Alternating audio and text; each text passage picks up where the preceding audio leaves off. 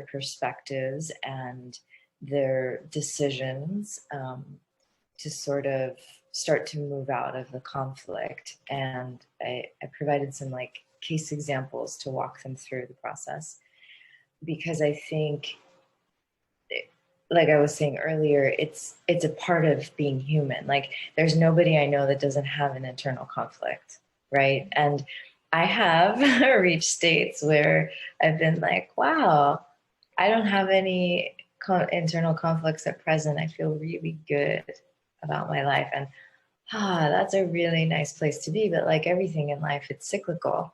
And so another sort of Siva term is the psychospiritual spiral.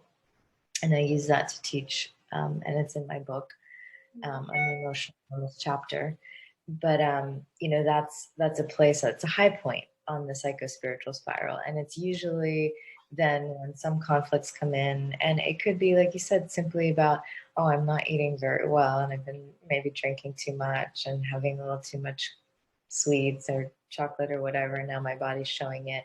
It could be something as simple as that brings you back to the bottom, where you realize, okay, I need to line up again, where my desires, my intentions, my hopes for myself, and my life experience, and where my awareness and my thoughts and my beliefs and my words and my actions, are all coming into play.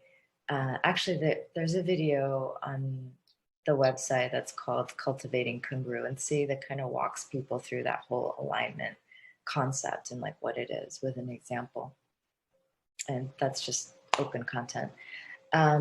So yeah, I think that's internal conflict is something we all have to deal with, and it's a part of the growing process. And you can achieve states where you feel like you don't have any major internal conflicts, and they will come back, and hopefully there'll be more minor ones. And I think that it's a practice to know how to attend to them, because they're guiding us, right? It's really at its core, like I was saying, the deeper knowing and desire coming against the fear of the unknown, and working your way through that, right? So the better we get at recognizing when we're in internal conflict, and the more adept we are at using our tools and practices to move through them and come back into alignment, the less we suffer. So it's like less frequent, less intense, and it lasts a shorter period of time, right? So you can't have a life without internal conflict, but what you can do is diminish that sort of duration, frequency, intensity in your life with the practices, which I think is the best we can hope for, right?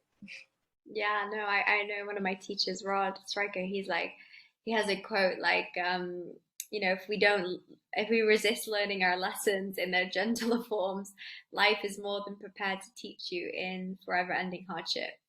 And I think some people can relate when they, that it's like, I know I've had like little wake up calls, like kind of little smack in the face, and then it gets a bit louder and louder and louder until maybe you've had a severe health issue or a breakup, or, you've lost someone or money, something like that, or something drastic's happened for you to actually like smell the roses and be like, okay, something